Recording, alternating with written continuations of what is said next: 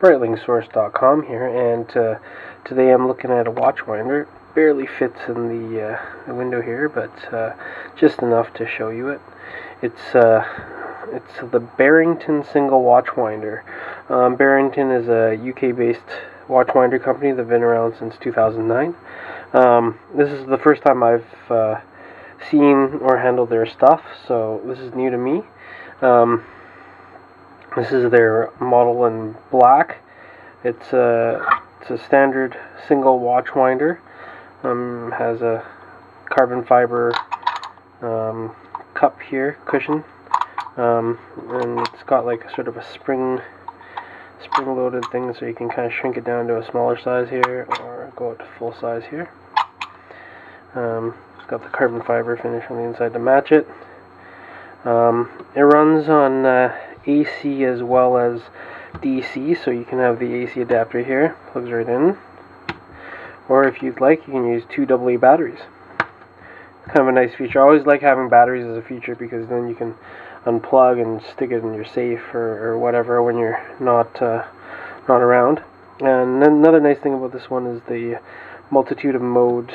Some fingerprints on it there, but it's got 650, 750, 850, 1000, and 1950 turns per day settings, so you can turn all the way up to that. And it also has clockwise, counterclockwise, and both for settings. So you can see here, I'm going to turn it on.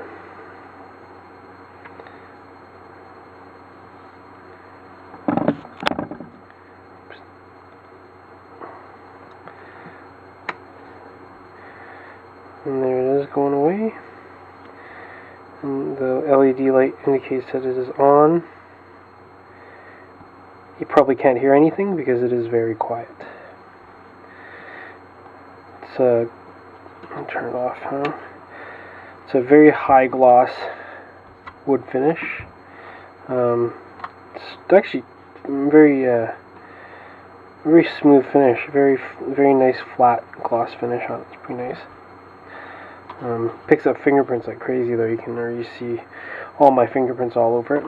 Got my PAM 288 here. Show you how this guy works.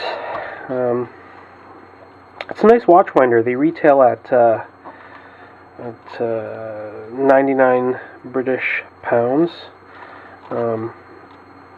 which is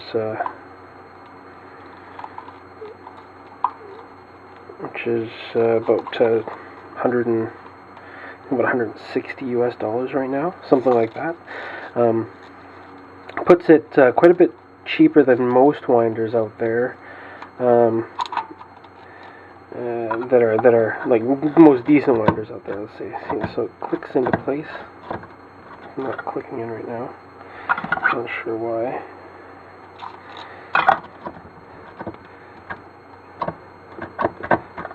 Having some trouble. Didn't have any trouble before. It's not. Oh, that's interesting.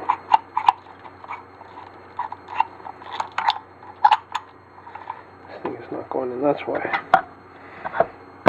There. Now it's working. So watch moves around a little bit in there, and let's turn this bad boy on. And there she is. I'll show you. Turn it sideways. It's still good. Watch doesn't move around too much. Just a touch. I guess that depends on how tight you strap it in there too. Continues to be quiet. I don't notice any issues there. Runs quite well. It's definitely a solid motor design. It's a little lighter than I'd like it. I mean, I have some fell out of the cup there. I'll figure out, see why.